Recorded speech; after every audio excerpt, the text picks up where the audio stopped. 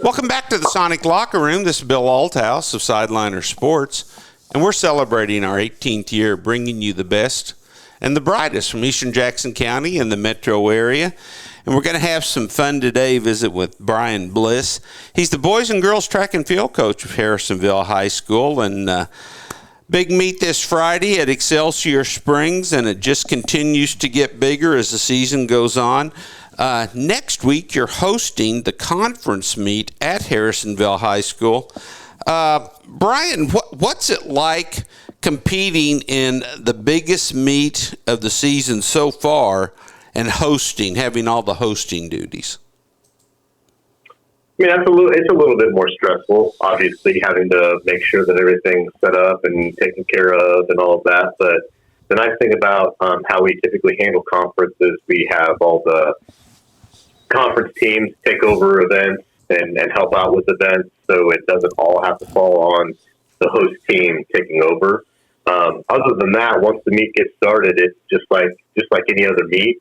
Try not to make a lot of pressure on the athletes to have it be, this is amped up because it's conference or anything like that. We just try to treat it like every other meet. We may, differentiate like who's in what events based on team scores and points to see if we can do a little bit better to score points to possibly win conference. But we really do try to treat it like every other meet. Are your kids understanding of the fact that they may not be in one event because they could be in another event, a relay, something like that could help you score more points as a team? Yeah, we talk about that at the beginning of the season. We try to talk about that throughout the season, that you could be in a relay that's doing really, really well, and when it comes to conference or even districts, that you may not run that relay and run an individual event because that's going to end up scoring us more points than just running a relay. What do you like about this year's teams? I've got great leadership. That's huge. And having great leadership with also having a lot of young athletes who are buying into the concept, the team concept, and doing whatever they can to help the team, that's huge. So having a good leadership that trickles down to the younger athletes, and they're learning from them and how things are supposed to be is really cool to see. Paige Cribbs and Deegan Beechner are two of those great senior leaders for the Harrisonville High School boys and girls track teams. Paige competes in the javelin and occasionally runs in the 4x1. Paige, I remember when the javelin was just an exhibition sport, and I would look around the area, both on the boys and girls side, and usually someone throwing that javelin was a standout in another sport. How did you pick up the javelin? Did you start your freshman year? Yes, my uncle, he was in the javelin, and he's like, you should try it. I was actually about to not throw javelin my freshman year. Then I went down to one practice, threw it, and then the next meet, at the first throw, I beat the school record. So I just kind of went with it after that. Hey, Brian, that doesn't happen too often. No, it does not. Wow. How have you seen Paige grow over the past 4 years, especially with such a dramatic start to her career? That's one of the things that's cool about it is that she did break the school record, but then continued to want to continue to break the school record instead of just being content with having it, wanting to continue to break it.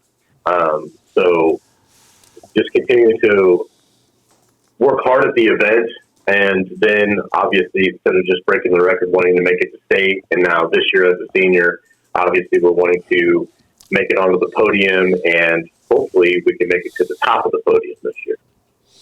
What would that mean to you, Paige, to stand on that podium at state? That would mean a lot, because I went to state my sophomore and junior year. I made it on the podium sophomore year, and then my junior year I barely missed it. So I think it would be a good comeback to prove that I still got it. Paige, you break the school record on your first throw in the javelin, whereas I've talked to so many kids, including some state champions, that it took them a year or two to really get the feel of everything. Why do you think you felt so comfortable and had so much success the first time you threw? I think I was just trying something new out, and I was like, hey, if it works, it works. I mean, I can throw a softball decently far, so I was like, hey, maybe I can throw a javelin decently far. Now, do you play softball? Yes. That's the sport that I was alluding to earlier. Softball and baseball guys, they just have that natural arc, the strong arms. When you set the school record with your first throw, I mean, were you surprised? I was, because I didn't realize till after the meet that I had gotten the school record, so I was just going out and throwing. Pretty cool. Deegan Beechner, the 100, 200, 4x1, and 4x2 relays. Deegan, how important is getting out of the blocks and really getting off to a good start in the 100? That's probably the most important part of the race. That starts the whole race for you, and if you have a bad block start, that could dictate how the whole race goes. Now, do you have any type of game plan in the 200? It involves one time around a corner, and it's basically just running 100 twice. What do you do in regards to having success in the 200?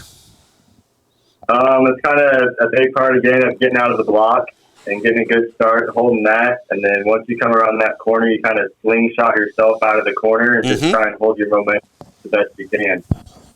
How much faith do you have in your final kick? I have some pretty good faith in my final kick. It's not bad, but it can definitely use some improvement. Mm-hmm. What leg do you run in the 4x1 and 4x2 relays?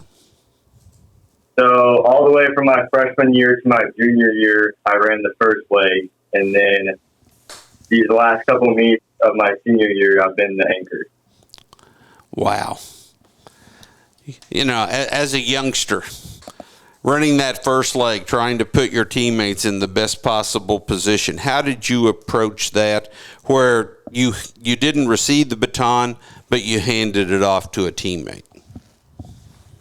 Yeah, it was a big role to fill, especially my freshman year with a bunch of upperclassmen and going to state my freshman year and being in that state final with them and just having all that pressure of, I start the relay and it kind of, again, dictates how the whole race goes. What's going through your mind when you're waiting to receive the baton as an anchor? Just kind of watching my team cook up. They're doing their job and just knowing that I have to finish the race off the best that I can. When you have a successful relay event, track is such an individualized sport, but on the relays, you share it with special members of your relay team. How special is it sharing success with your teammates?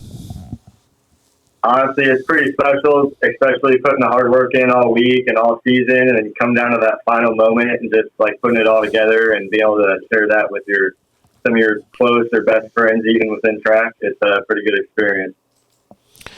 Coach, being both a boys and girls track coach at Harrisonville High School, what do you do to try to make these two groups feel as though they're one member of the track family? And you have your sprinters, you have your throwers, you have your distance people, you have your hurdlers. How do you make them all feel like a part of the same team? I mean, it's difficult, obviously, being the head coach, and then obviously I coach the sprinters primarily. So I try to, one, rely on my leadership of my athletes, number one. But most importantly, probably, is just making sure that I have an awareness of all the events, building the relationships with the kids, both on the track and in the school building. I think that's a huge help too. Just making sure I'm not only focused on the sprinters, but focusing on everybody else on the team, the jumpers, the throwers, the vaulters, distance runners, just making sure that I'm paying attention to and making sure that I'm seeing their results as well as my sprinters' results. I think that definitely helps build that team camaraderie, the team chemistry from the top down, knowing that the head coach is paying attention to all this stuff and knows that it's important. So we as a team should also pay attention to that too and know that everybody is contributing in their own way to make sure that we can do the best that we can as a team. Oh, that's a great approach.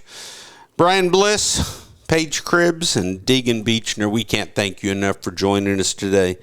Good luck this Friday at Excelsior Springs. Have a great time next week hosting the conference meet right there at Harrisonville High School. And folks, you're always welcome here in the Sonic Locker Room. Thanks, sir. Appreciate it.